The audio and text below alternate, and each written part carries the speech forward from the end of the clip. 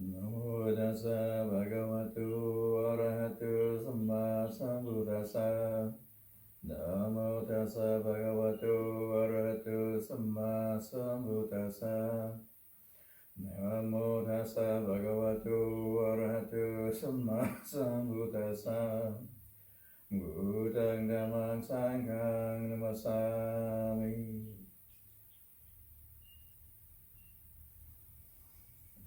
So this is the third session of the Sutta Studies Rains Retreat 2024.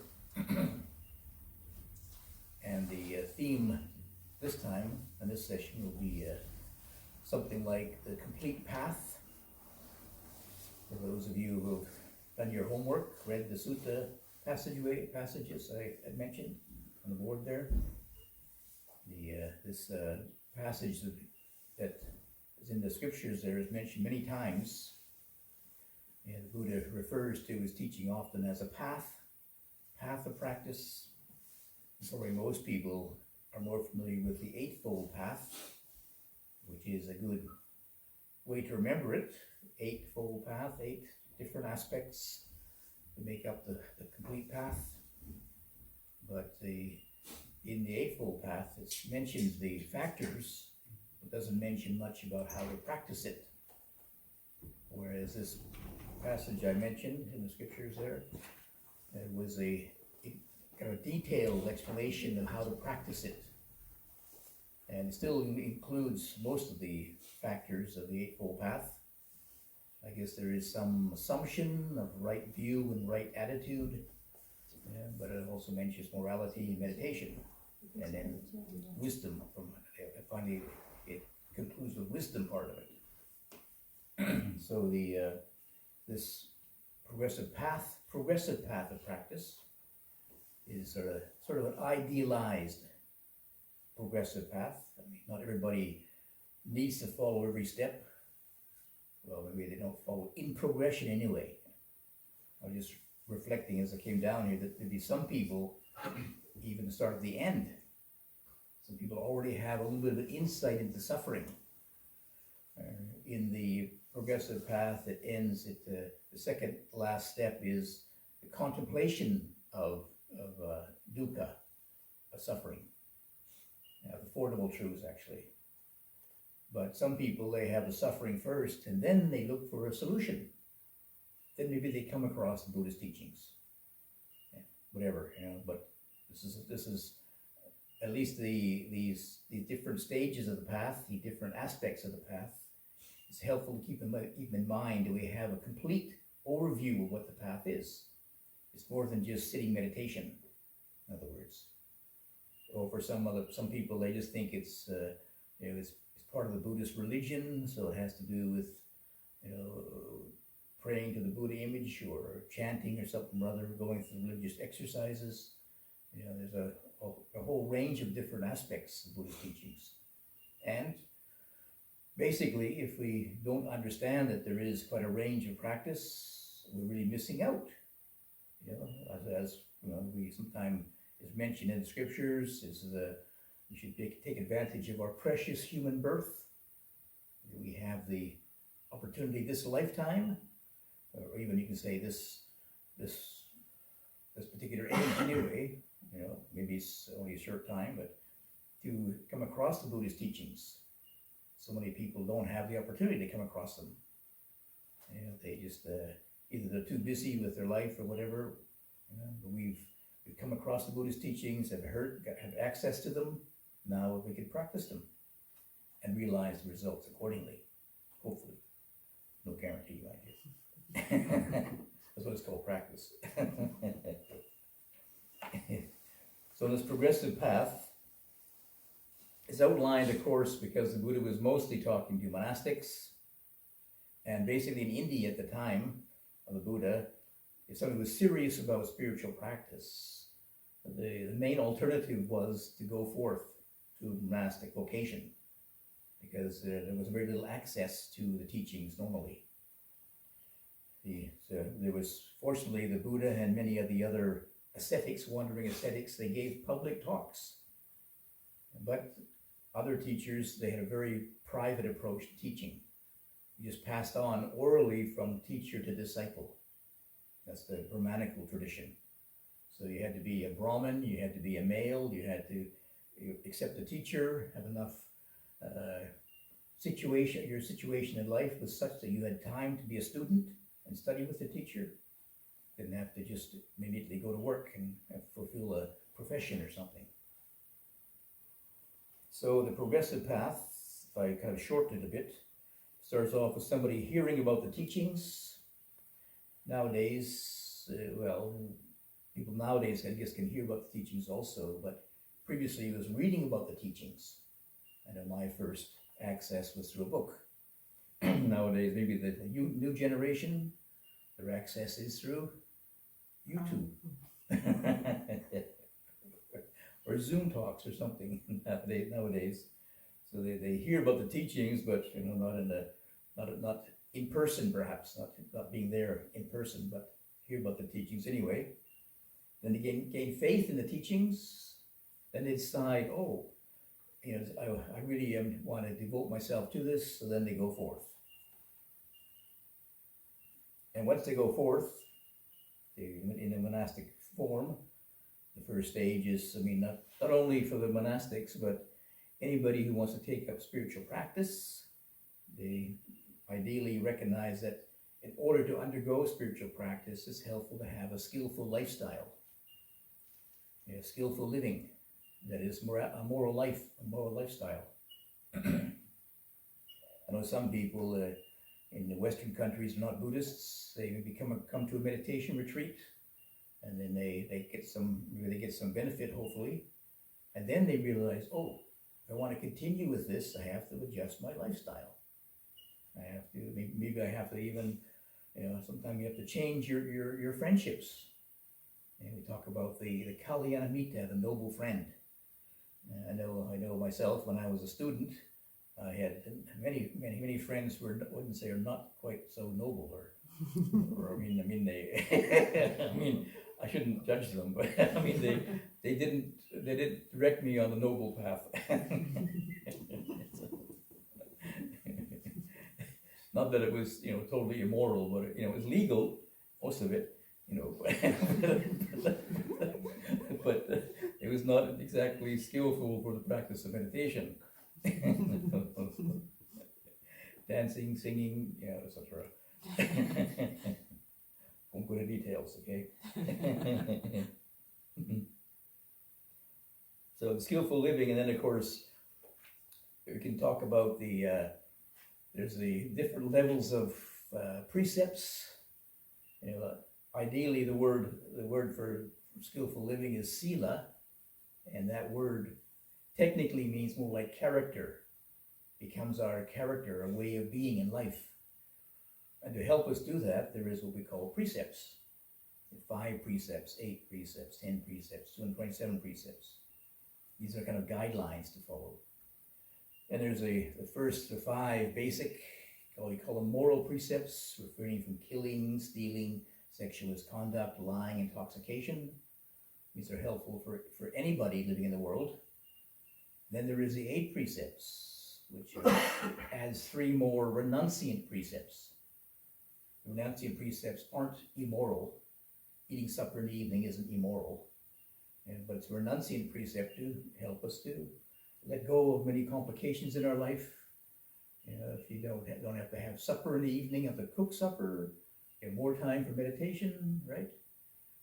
Less washing up, less teeth brushing. Of course, you could just watch television too, but not here. No, the possibility is there when you take on some of these renunciant precepts. And maybe for some people, like in the Buddhist countries, people would take them on temporarily. For example, on the observance day. At the monastery in northeast Thailand, for example, there was every observance day. That's every week, once a week. There'd be quite a group of people would come to the monastery and stay overnight. They take the 8 precepts, stay there in the monastery all night, and then they would listen to Dhamma teachings in the evening, try and meditate. Some would try and follow the practice of meditating all night. And some of them were very, I don't know if they're very skilled in meditation, but they could sit there up against the pillars and all night. I couldn't read their minds, but anyway, but they spend one day a week, and in Thai the observance day is called the one prat. So we used to say the prat means sort of like, what would we say, noble or something? Noble, holy. Holy, special, yeah. Yeah. The rest of the other 6 days are normal. One kon. One kon. Ordinary people day. Observance day is a special day. Spiritual. It's like we say also in the Christian countries, the Sunday is the holy day. Yeah? Sunday. Or special days are holy days too. So the Buddha suggested at least one day a week set aside for spiritual practice. The next stage of this development, progressive path, is contentment. You can say for the monastic, just being content with our 4 basic requisites: robes, food, shelter, medicine. And for the lay people, you could say basically trying to simplify your life. I mean, I was just reflecting last night about how, for some people, even just clothing, it's a whole fashion. Got to keep up with the latest fashion. This robe never goes out of fashion. 2,500 years old.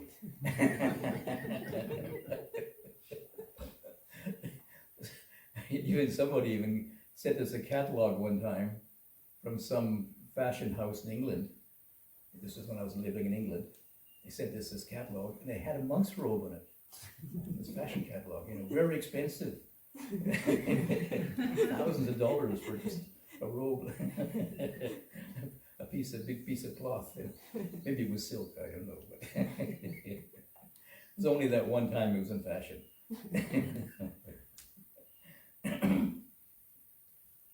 But food, shelter, clothing, and medicine. Yeah? But you can recognize that for some people, they're really overboard on any of these. Food becomes a real obsession. They've got to have special food. They've got to have special occasions. They've got to go out to different restaurants and how much time, energy is spent in that. Where if you simplify your life, really what we need is just the basics. Just basics: food, shelter, clothing, and medicine. Very, very basics of life. And the next one is guarding the doors of the senses. And this is based upon a very fundamental psychological principle that whatever you give your attention to will affect your mind, will affect your moods. So if you understand what this means here, on seeing an object with the eye, they do not take hold of its sights or characteristics. Since they've left the eye faculty unguarded, the evil, unwholesome states of covetousness and displeasure would attack them. Lest they practice restraint, guard the eye faculty, undertake the restraint of the eye faculty. Likewise with the hearing, with smell, taste, touch, and states of mind as well. The point is that when you begin to recognize that what you give attention to influences your mood. So when you understand a very basic principle, you gain some understanding how to control your mood. Most people, they recognize their mood maybe sometimes, and then they have all kinds of reasons for it, and I'm a bad person, or I had this psychological problem. It's just what your attention has focused on, maybe. Your attention focuses on something, and you interpret it to be unpleasant, for example. And maybe there is some kind of latent, you can say, trauma there, perhaps. You don't see the conditioned responses here. Condition, the attention goes to that, that creates this in your mind. Okay? We think maybe that mood is something we have created by ourselves, or we got no control over it all, just the way I am. Don't see the causal relationship here. So you recognize that, you have some possibility to make some changes then. Depending upon your understanding of the processes involved in it, you have some control over it. And as we see in the next section I mentioned about dealing with distracting thoughts, it's very helpful to understand this principle. So once you set up this awareness, sometime it is mentioned as just setting up a mindfulness at the sense doors, just being observing of this. Seeing that this affects how I think. Seeing that affects how I think. Gain some understanding of this causal process then, and there's a possibility to change that. Then you can go from your mood to now if you're seeing certain things, like certain colors, for example, are very disturbing. You don't even recognize that. I know if you see, if I see red and yellow, it's very not very soothing. Yeah, but just going for a walk in the nature with the green, the blue sky, automatically, well, not automatically, but after a short time, mind calms down, and I feel more relaxed. Okay? But then with red and green, like you see most signs, you notice that? Most signs, advertising, red and yellow, right? Zap, zap, zap. Attracting your attention, exciting you, stimulating you. Stir up your senses and then, buy something. Soothe myself, relax myself. Get some retail therapy. All you have to do is walk in nature to get therapy. Free, and more healthy too, and much cheaper. I heard now they have some kind of trend in Japan. I think they call it forest bathing or something. Just bathing in the forest. Just walking in the forest and breathing the air and absorbing all the sights and sounds and nature.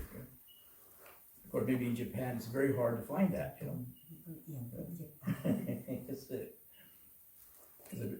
Japan is a very, very urbanized environment, so they forget they lost contact with nature. Then after that, next stage is mindfulness and clear comprehension. So they give the exercise is about being aware of the various activities of the body. When you're stretching, when you're walking, when you're putting clothes on, and is one of the exercises specifically mentioned in the scripture on developing mindfulness. There, of course, in the development of mindfulness, there are quite a few other exercises, but this is a good basis for it anyway. And bringing attention to your bodily activities. The morality relates to bodily actions and speech. So you bring more attention to your bodily actions, perhaps you can notice. You can notice the tendencies you have. Tendencies for attraction and repulsion, for example. And then perhaps you can see how, if you aren't aware of that, how those attractions and repulsions can become. Greed, attraction becomes greed, wanting, desire, and repulsion becomes anger, aversion. You don't understand it. But just seeing that in our body, for example, you can find, there's an extra cake there. Nope, I got that. I saw that.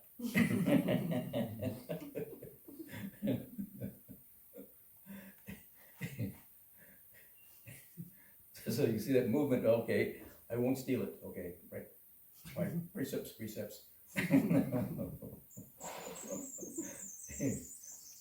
Or particular repulsions to certain things, and if you aren't aware of it carefully, maybe it can become anger. You get really annoyed because sometimes we have these, you say nervous energy, and sometimes things stir up irritation, and some of that nervous energy just gets dumped. You notice that you maybe there's somebody says something to you, and you feel a little bit annoyed with them, but nothing really serious. But there's a little bit of repulsion there. The next time you see them, you're in a little bit of a nervous mood, and you bark at them, we say. And the person, huh?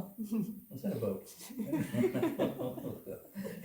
There's an unresolved repulsion there from way back, and then it's dumped. It's added to with your nervous energy, and then things come together, and whoops, leaks out. But if you see those movements in your bodily action, and if you're aware of your speech, sometimes it spills over into speech, it may be possible to be able to see the intention behind it.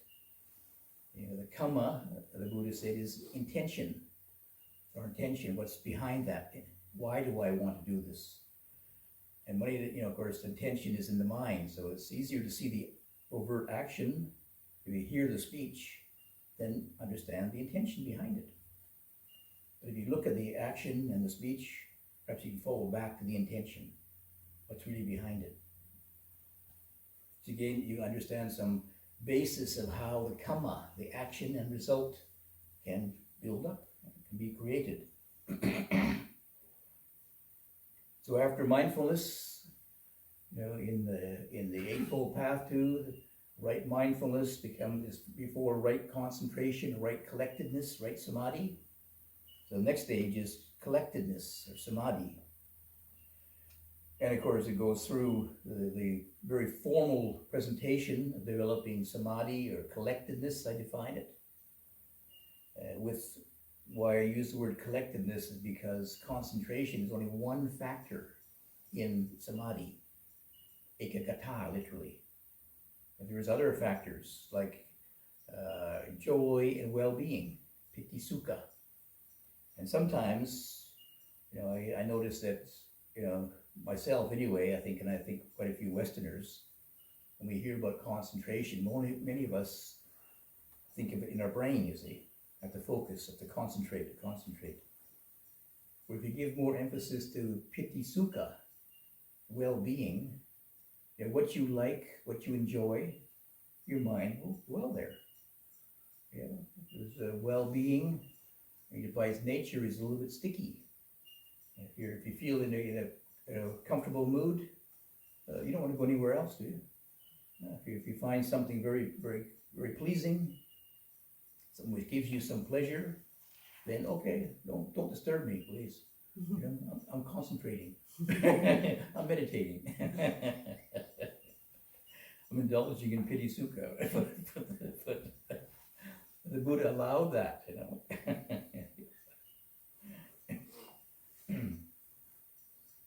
So it goes through the different stages of developing this increasing levels of focused attention.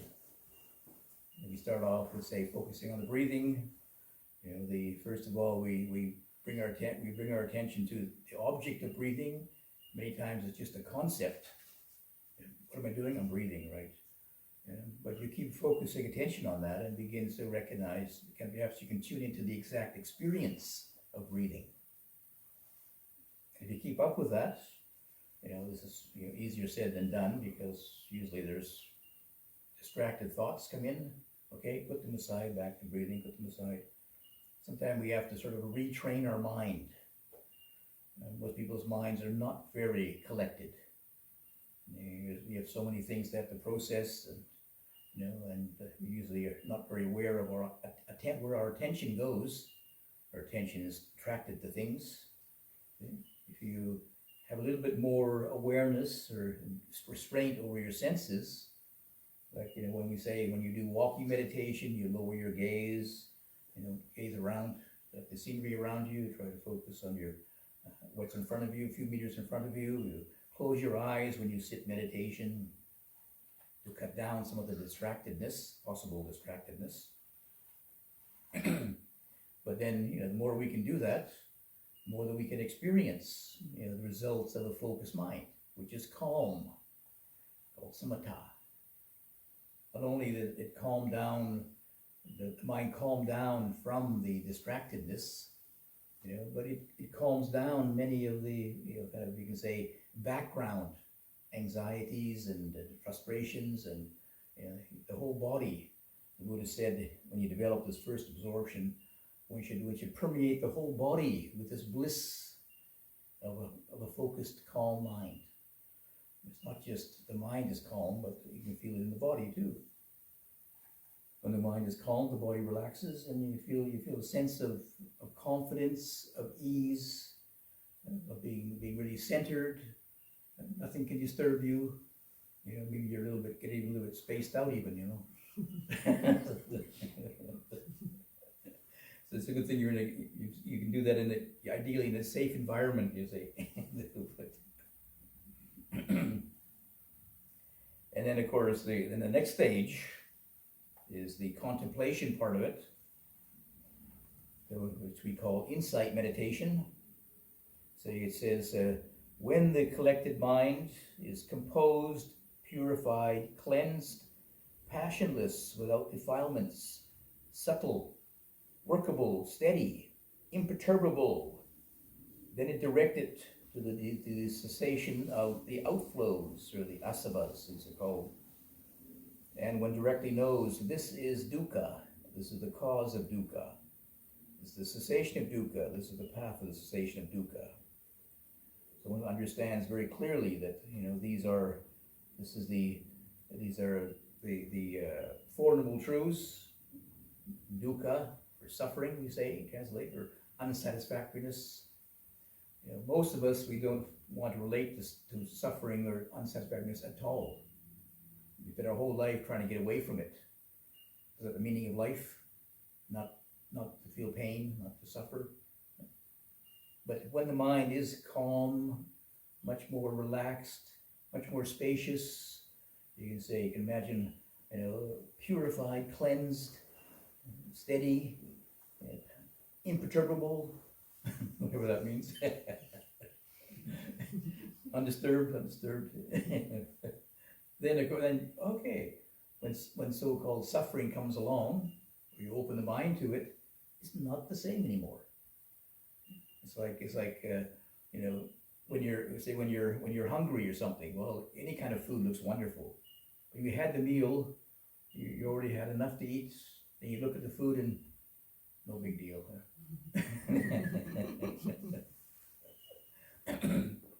So when your mind is really calm, has developed some collectedness and calm, and has piti and sukha, well-being in it, then when suffering comes into it, the well-being is bigger than the suffering, if you like. So it's handled. You deal with it now. You can approach it. You can even stop and investigate it. It's interesting. Yeah. But if your mind isn't very calm, then the slightest bit of suffering, oh no thanks. Get out of here.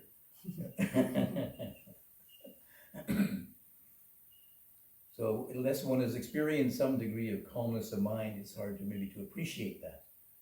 And when you ever hear suffering or unsatisfactoriness, oh no thanks. But the Buddha was pointing out that a lot of this we call suffering. Suffering is part of life. It's just, as we maybe you remember from the chanting, Jatepi dukkha, birth is suffering, old age is suffering, not getting what you want is suffering, association with the unloved is suffering. I mean, if you look at those, where can you get away from it? Yeah. But most of us are afraid to look at it because how do we handle it? It's just suffering. It's unpleasant.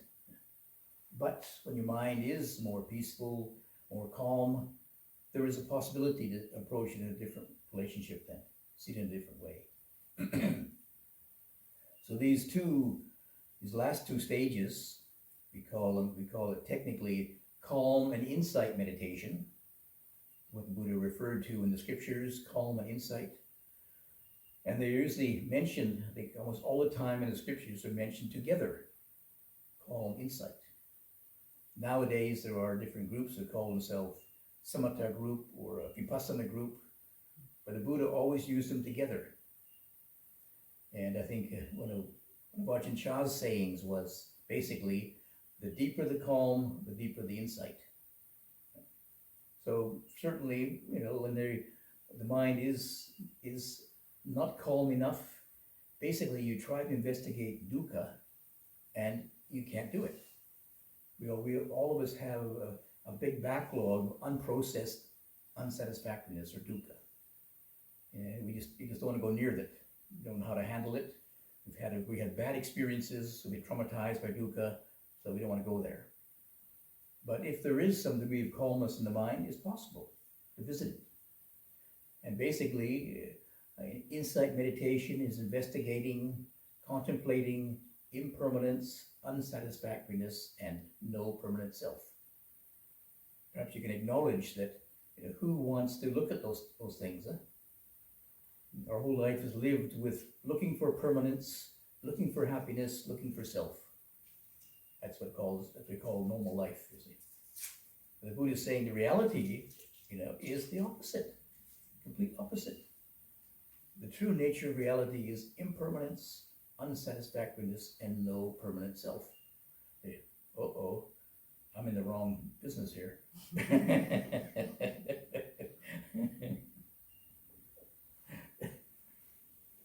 It's easy to say that, but you can theorize it and say, oh yes, that's impermanent out there, but not me. No, not this body, not my stuff, And then when something of mine breaks down, we're still shocked, aren't we? But if we really understand it's impermanent, and we say, oh, no big surprise. Something else breaks down, it's okay, but my mind breaks down. Of course, I always tell my story of my hut burning down, you see. You heard that before. How many times have you heard that before? Yeah. When we had the bushfires here, and somebody sent us on the news, there was a picture of a building burning here in the monastery. And the person who sent it said, oh, it must be the monk's Sangha house up at the top of the hill there, So I thought, oh, that's a bit unfortunate, Sangha house, it's our. So the sewing room and our cheese and chocolate burned up, big. But I looked closely at the picture, I realized, no, it's my hut. And then it wasn't so okay. When it's my hut burning down, then it was serious. This is a serious case of dukkha now.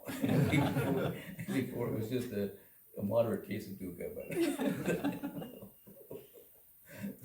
so you're like, okay, I guess I'm not an arahant today then.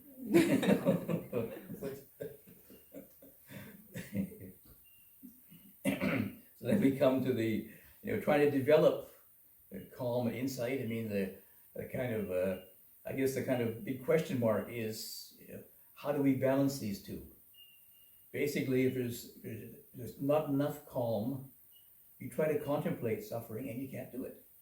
Or you just go into your head and think, oh yes, life, I know, old age is suffering, but you can't really feel it. It's just a kind of a concept or a kind of a abstract principle for you. But when you really go into it, then, oh, old age is suffering, ouch. I can feel it in my bones. It's a different experience than just thinking about it, is actually directly experience it. But if your mind isn't calm enough, it just becomes a theory under the concepts, nice, safe concepts, and it's very hard to get to the direct experience immediately. If the mind is too calm, I don't know if anybody, there's few people know what too calm mind. I won't mention any names here. You have some good meditators here. then nothing to contemplate. Yeah?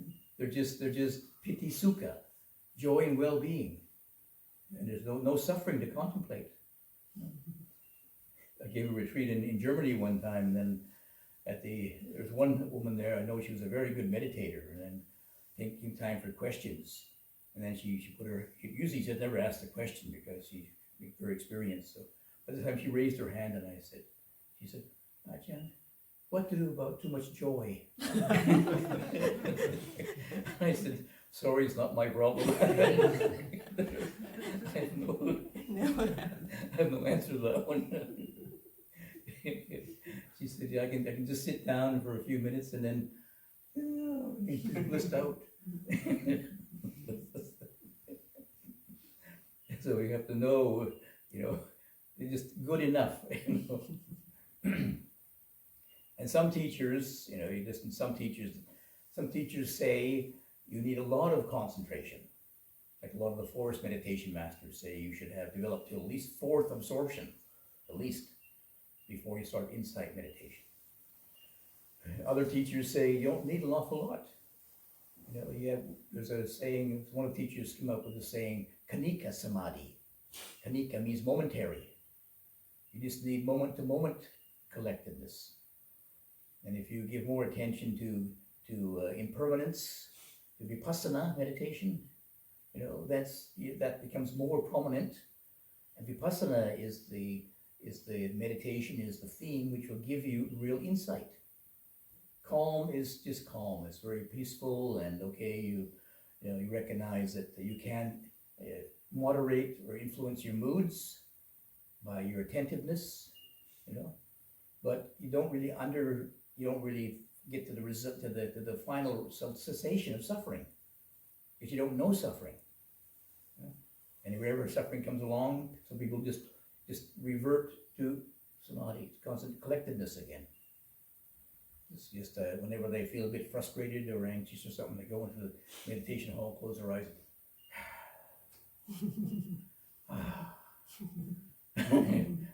They get their meditation injection. And it works.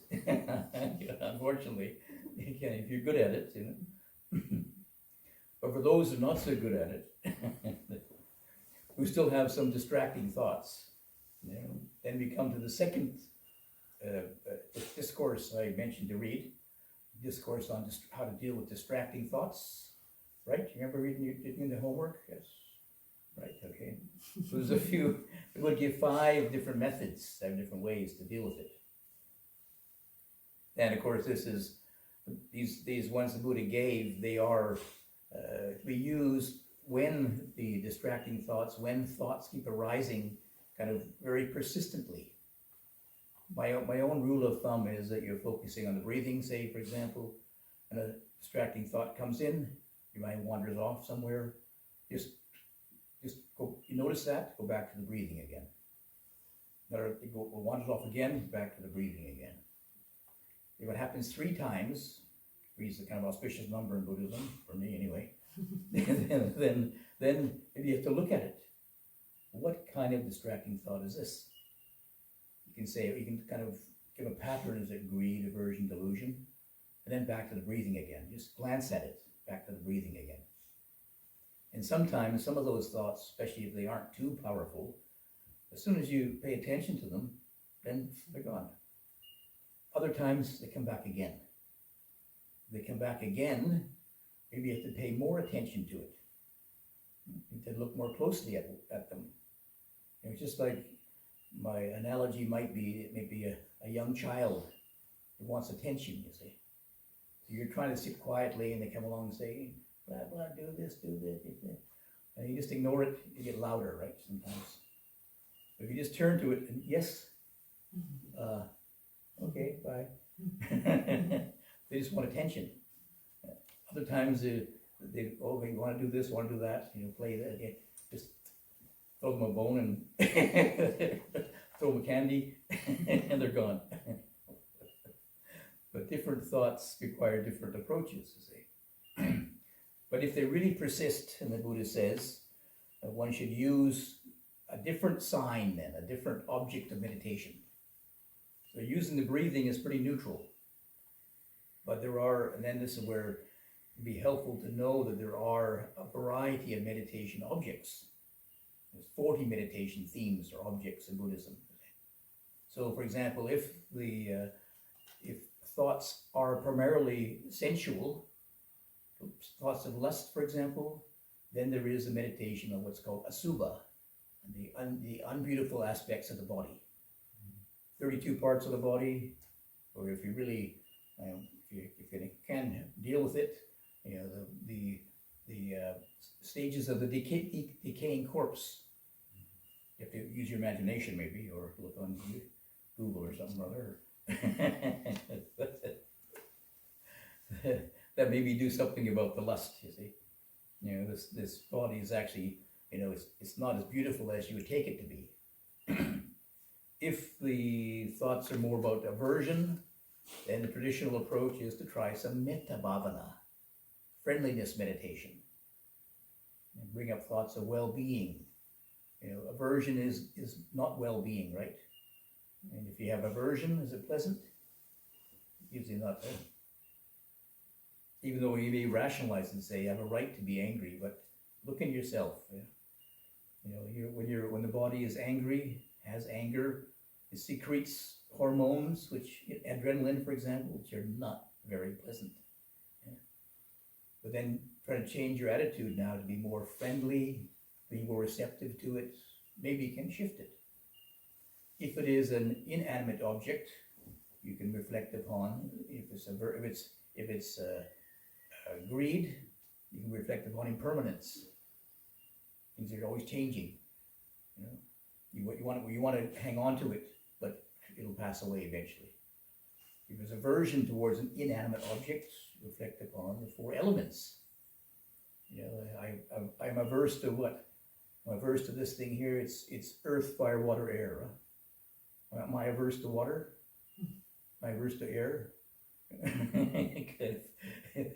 we put it down to a certain thing, but actually it's composed of various elements, you see.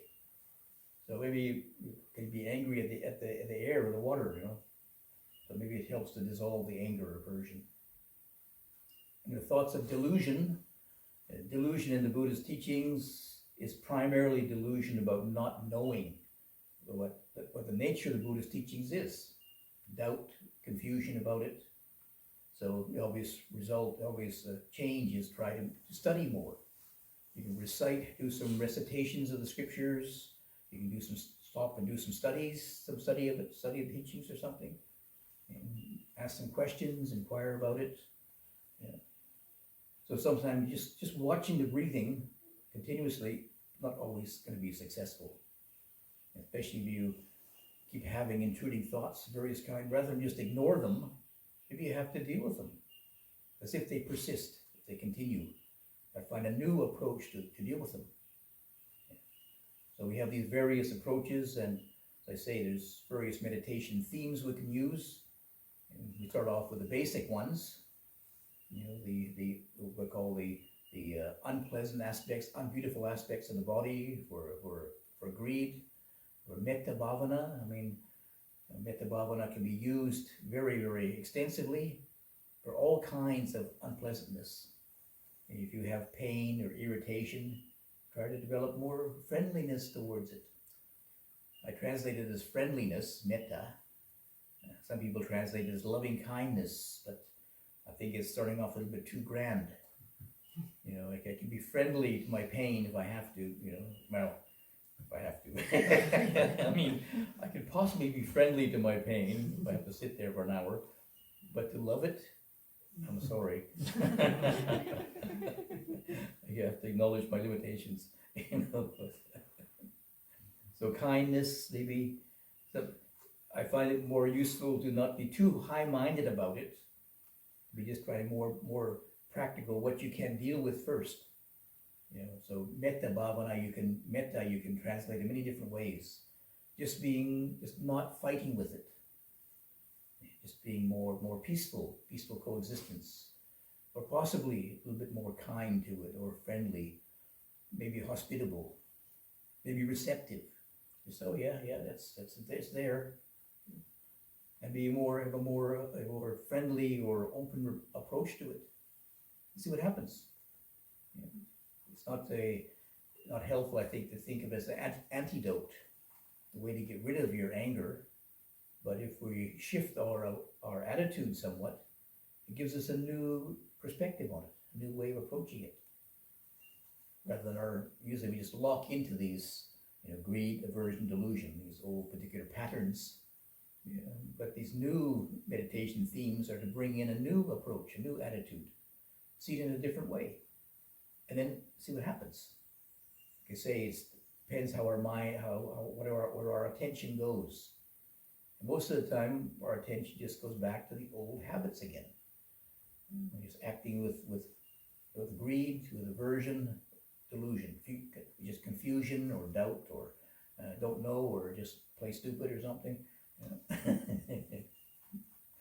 if we just change your attitude a little bit, we have a different approach, and also helps us break out of the old habits. So this is our sense of the self is held together by these old habits. And the Buddha is telling us actually there's no permanent self. You're making yourself, you're making it up. Beyond I making. We don't have to keep making the I. It's made up. It's not a permanent fixed thing. You just make it up. And of course, I think, well, what else have I got to do? So there is something else you can do. You can be free of it. That's what the Buddha's message is, to help us be free of the imprisonment that this I, its own habits, keep imposing upon us. So once we learn the basic principles of it, we have the possibility to make those changes. This requires a little bit of effort, that's all. So I think I better pause there, give you time for ask some questions. Sadhu,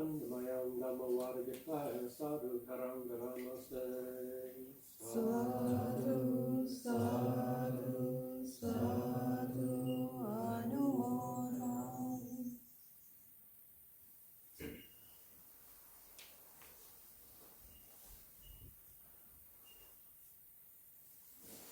So any questions? I love the part about loving your pain, or No. I didn't not say liking you. I didn't say even liking it. No, Just being more friendly with it. friendly. Being more friendly. I find that one interesting. If you can love your pain, you must be a masochist. I'm gonna have to try it though. Yeah. You got to when you feel more friendly or open to something, you relax into it. Relax too, not just sit there in your brain and friendly.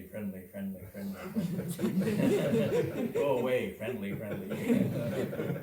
You have to really, like a friend, you really feel relaxed in their presence, relaxed and friendly and open to them, right?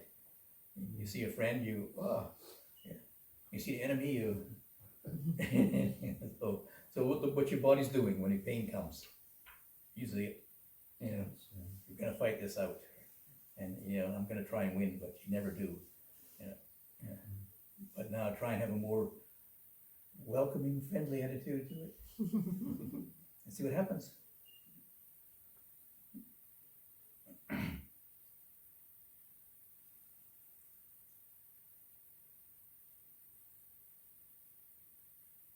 So, any other questions? Is it the advanced group, is it? Not sure about that. It's interesting what you were saying about people who have that ability to just go into contemplation and be very strong at it. But that can also become a distraction as well, I think, because you can get too immersed in that, and then you don't actually develop beyond that, because you become very comfortable. Yes. And then that can become a hindrance as well. Yeah, I mean, there's some people they mistake meditation for just collectedness. I mean, in the old days, when we talk about meditation, there's always the picture of, you know, somebody sitting there with their eyes closed and in some kind of, you know, blissed out state, you know. And even in Thai, they say nang samadhi, right? You sit samadhi. You don't sit, that might be nang vipassana. No sitting sitting in insight. They always sit in samadhi, in concentration, collectedness, you see. So it's this, you know, this, and even the Buddha images, you see, Buddha sitting like this, but, you know, you notice, even when the Buddha is sitting, most of the time his eyes are open. He has insight. Yeah. So they mistake the posture, and, you know, and of course, for a lot of people, that's, at least it's a first taste of what peace of mind could be when the mind calms down. So that's why most people, most teachers, they would teach calm first, then insight. Yeah. Even the so-called insight meditation traditions, they usually start off with calm meditation. Several days of focusing on breathing first, you see. Even though they say it's insight, but it's calm insight. You know. But some people, they are, maybe they're a little bit, you know, I don't know, say, they are more perceptive or receptive or something, and they can see, you know, they can see impermanence, they can see unsatisfactoriness, they can see they even experience their own dukkha, suffering. Yeah. And then okay, now I need to find some way to kind of deal with this in a more skillful way, you see. So then they have insight first, and then they develop into calm, you see. You can have people have suffering, and it's just very, very disturbing.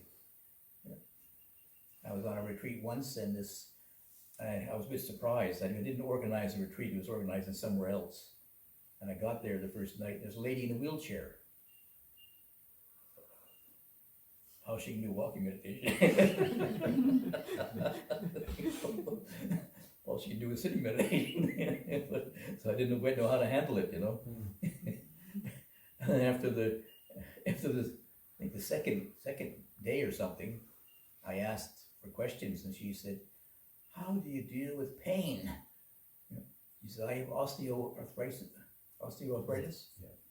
My bones are crumbling. I just have pain all the time. I wake with pain, I eat with pain, I sleep with pain, just pain, pain, pain." Wow. Well, of course, I didn't quite know what to say, but immediately in the back of my mind says, "Metta." The magical formula, metta. I said, "Try some friendliness meditation." And she says, "What? Be friendly to the pain?" I says, "Have you got any choice?" She said, "Well," I said, just try it out. I said, I was a bit worried too, you know. I mean, having pain like that all the time, I mean, okay, right. Yeah. But so the next day, I was kind of trying to meditate and watching her too. And then I noticed she was getting more radiant. You know? Finally, I asked her in the evening, I said, "Are you trying this?" She says, "It works. It works." So I wouldn't quite believe it myself, but you know, I mean, she was fighting the pain, you see. That's a lot of us. We have two kinds of pain. We have the physical pain and then the mental pain, you see. So the metta bhavana works on the mental pain by being more friendly to it rather than fighting with it and trying to deny it and get angry with it or something. Try to be more friendly to it, you know. And then when the mind is more relaxed, the body becomes more relaxed. The circulation gets better. You know, the pain actually, the contractions ease somewhat. But you have to try it out. I mean, if you just, you know, see it for yourself there. It's actually quite logical, because I remember when I was young, wearing thongs, and I stubbed my toe, you know, and they flip over and you almost rip your nail off. And I remember thinking, if I if I go into the pain, then it gets worse. But if I try and forget about it and not associate with it, then it goes away. And I found that actually quite works. Well, this, I mean, yeah, that's delusion.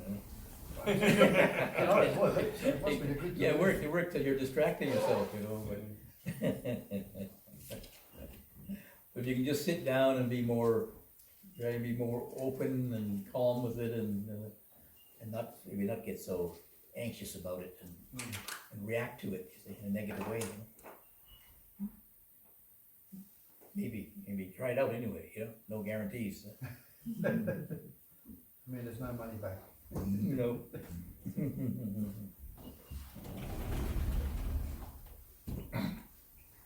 Uncle, when did you move, or did you, I don't know how you become a monk, or, you know, you obviously take the logical understanding of dukkha as fairly clear. I find it quite easy to understand it logically. But obviously there's still, in the sensorial world, there's lots of pleasures and lots of attraction in the world to live a lay life. Is there? So we're all in the lay life. Is there?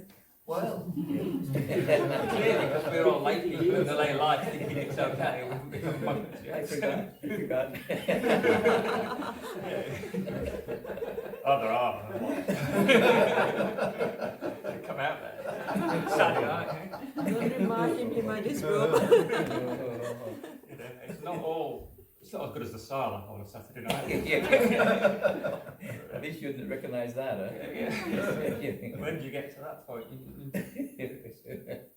I logically, but still, I find it very hard to just leave it all. I find it very hard to just drop everything and then confidently go and put on the robes and think, my man, okay, this is logically clearly the best thing to do. You know, I can sort of seek happiness this way. It might take me 20 lifetimes to. Try on yourself. Yeah. Yeah. But yeah, it's big leap. I was looking at that sutta, you know, it's like, you know, I think it was the second one you talked, told us to read, was it? And yeah, you just drop everything, become a renunciate, and get to the fourth jhana, and it's all cool. Yes, 10 paragraphs. Yes. It sounds so easy. That's why I say it's so idealized. logical, so clear. It's idealized, you know. But we're still all out there, you know, working Yes, and yeah. driving cars, buying houses, and getting married and divorced. Yeah.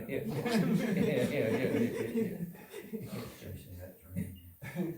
Maybe for some people it might just come to a point where they just say, "Oh, enough." Enough. You know, I've kind of indulged enough or suffered enough from this. You know, maybe I should start to unwind or unravel it or something, or kind of, you know, we say, kind of begin to renunciate it or give some of it up. You know, and slowly. I mean, in other places it says that in scriptures it says where somebody thinks of monastic life and then they began to simplify their life. You see, began to cut down on their social engagements, and then they began to give away their various things, and, you know, trying to simplify their life. And, you know, I mean, before I went to Thailand, I had traveled for 2.5 years. Yeah. And I started off at the very beginning. I drove my car from Vancouver down to San Francisco. I had my big rucksack full of all my gear. You know, even have my brown rice and my organic spaghetti and stuff in it, you know. Kept a big rucksack, and then when after selling the car, I had to hitchhike, and then I began to throw away the organic rice, and you had to carry this stuff around with you. Eventually, after I think it was about 6 months in Europe, I was down to one bag. You know, eventually I just got down to one sleeping bag and a piece of plastic. You know, and a water bottle. That was all I had. So it was, you know, just happened naturally. You know, just kind of put things down, keep things simple. You know, and you learn to live with it. You simplify things. Okay, you know, I didn't always have organic rice, you know, but you can live on bread and cheese in France, you know, especially French cheese, French bread. You know. when I got to Thailand, I didn't really care about where I slept and what I ate, and so it was already, and I already had I already planned to go there and learn more about meditation. You see, so it was, there I was, and sometimes I only got a 1 month visa in Thailand. See? So I had that in my mind. Okay, 1 month, then I have to go on. You see, but then it took me 3 weeks to find a meditation monastery. I knew that I couldn't get enlightened in 1 week, even me, so I had to renew my visa for another month, you see. And then when I did that, I had to change my plans, you see. And it all worked out. 1 month in Thailand, then I'm going to go to Malaysia, and then Singapore, Indonesia, and Australia, and back to the university, and had to shift my plans a bit. 1 more month, I still wasn't enlightened enough. Okay, maybe I'll skip Malaysia, okay? And then I'll skip Indonesia too. I'll skip Australia. Then I'll skip university. Then it was winter time in Canada. I thought, oh well, I'll skip Canada too. So the 1 month became 9 years eventually. I'm still working on that enlightenment stuff,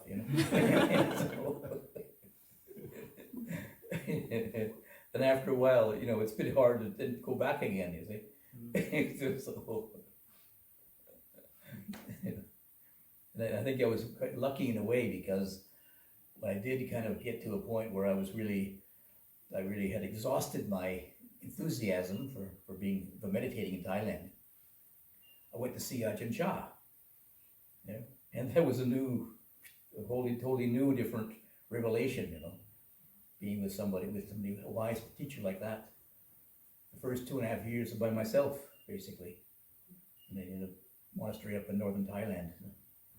There was a German monk there, but there's no teacher there really.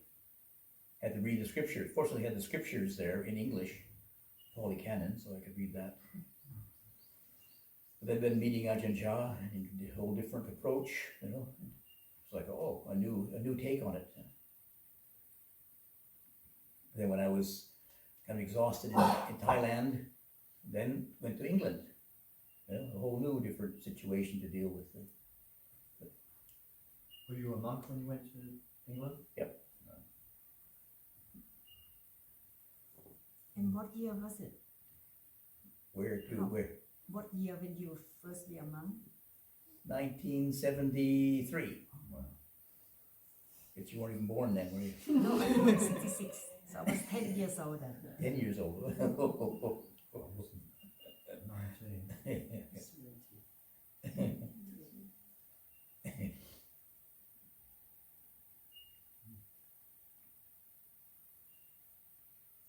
So, enough?